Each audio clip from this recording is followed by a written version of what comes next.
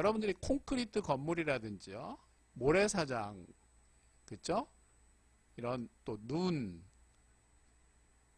이렇게 태양의 반사광이 아주 높은 지역. 그래서 여러분들이 스키장에 갈 때나 해수욕장에 갈 때는 선글라스를 써야 선글라스를 사용해야 눈의 어떤 건강 상태를 보존할 수, 눈을 보호할 수 있겠죠. 뭐 그런 등등의 관계와도 관계가 있습니다. 자, 계속 볼까요?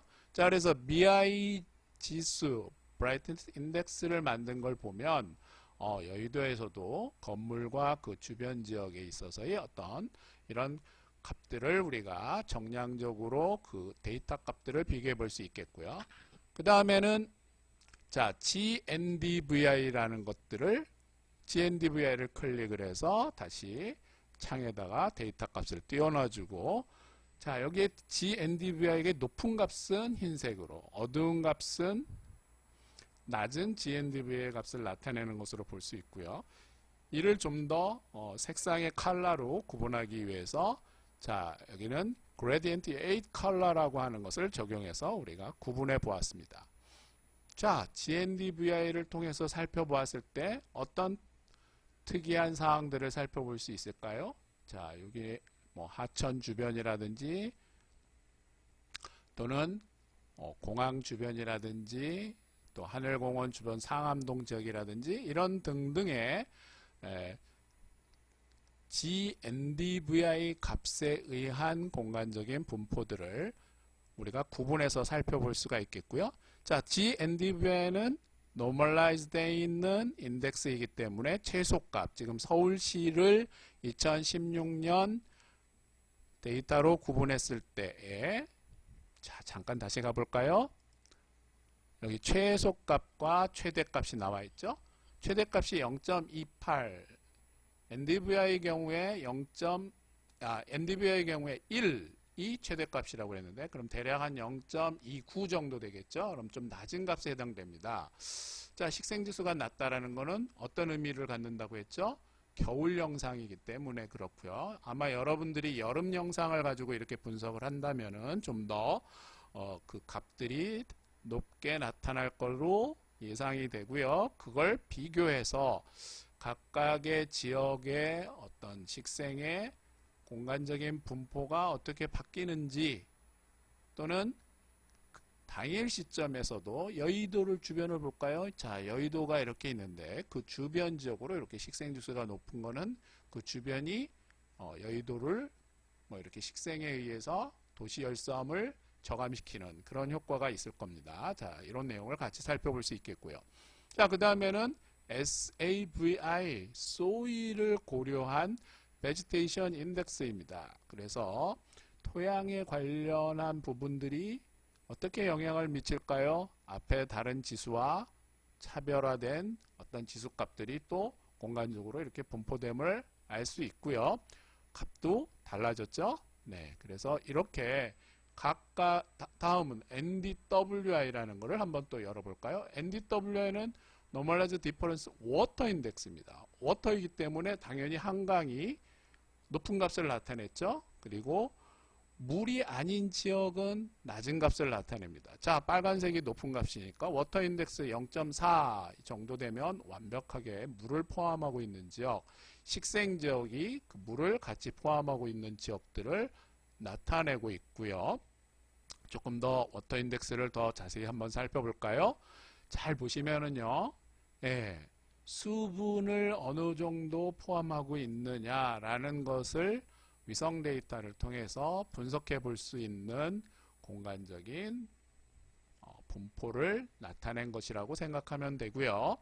자, 그 다음은 RVI를 다시 한번 열어보겠습니다.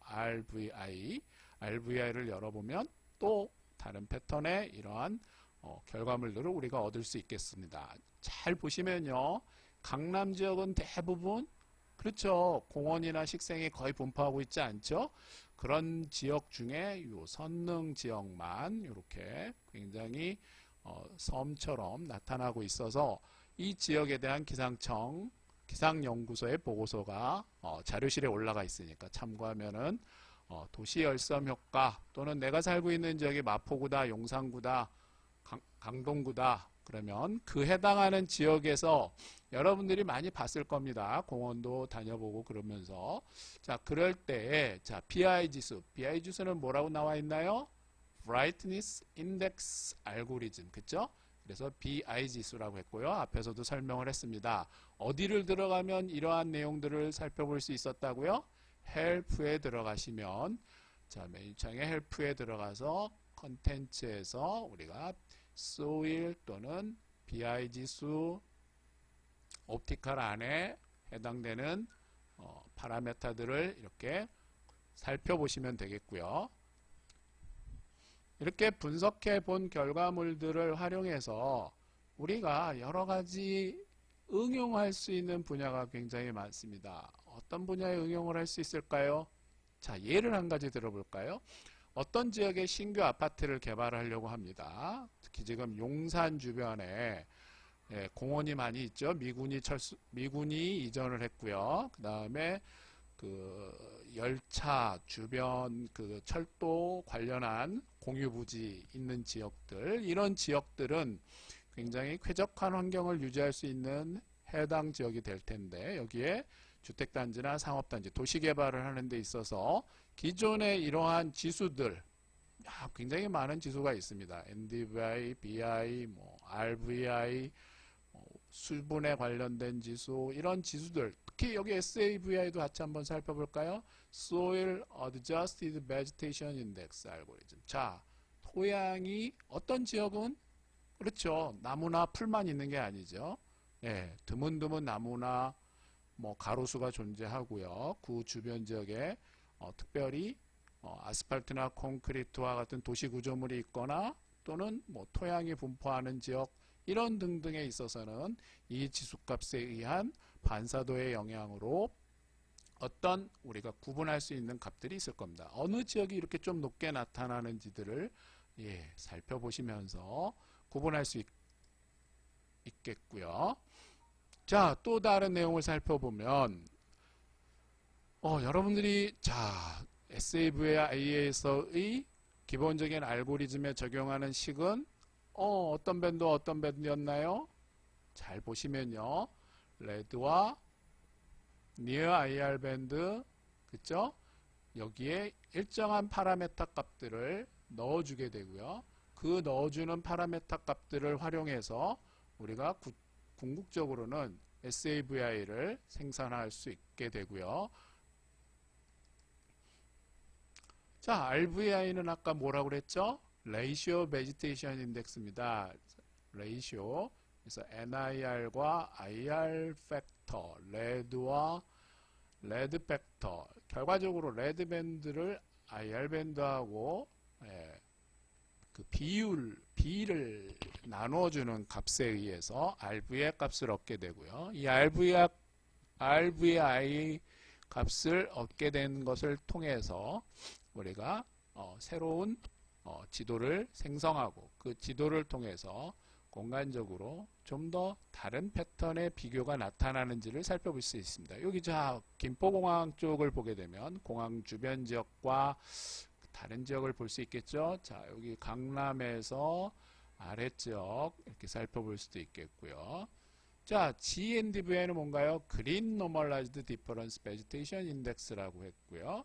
또 여기에 적용되는 식이 이와 같이 나타나 있습니다. 자, 이러한 것들은 우리가 앞에서 지금 아주 쉽게 몇 개의 밴드만 클릭하고 설정해주고 마스킹해 놓으면 이와 같은 맵을 만들 수 있고, 이 맵에서 스레스홀드 특정한 값 이상, 자, 아까 NDVI가 만약에 0.3 이상이다. 그럼 0.3 이상인 픽셀들만 다 뽑아내서 우리가 서울시의 식생이 주로 많은 영향을 미치는 지역의 공간적인 분포가 어딘지 이렇게 살펴볼 수도 있겠고요. NDWI는 뭐라고 그랬습니까? Normalized Difference Water Index라고 그랬죠. 자, 물이 어느 표층에 또는 물이라고 하는 것은 기본적으로 식생이 포함할 수 있으니까 그런 부분들을 포함해서 우리가 살펴볼 수 있고요. 이런 데이터를 강남구, 송파구, 서초구, 종로구, 용산구 이렇게 행정구역별로 공간적인 비율을 계산할 수도 있겠고요. 도로망과 주택지 또는 주요 교통요지, 공원이 분포하고 있는 지역 이런 서울시의 공간 데이터와 연계해서 같이 분석해 볼 수 있습니다. 매우 중요한 정보를 쉽게 추출할 수 있겠고요.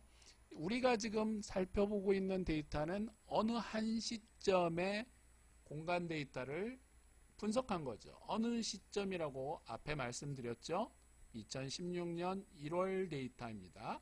그렇다면 2020년 1월 데이터를 센티넬이나 랜셋 데이터 이렇게 각자 다양한 시점의 자료를 다운받고 전처리, 프리프로세싱을 하고 리사이즈와 같은 작업 등을 통해서 마스킹을 통해서 이렇게 만들어준 연후에 생성된 자료를 통해서 우리가 새로운 지속값을 적용하고 이 적용된 결과물을 통해서 이 지역은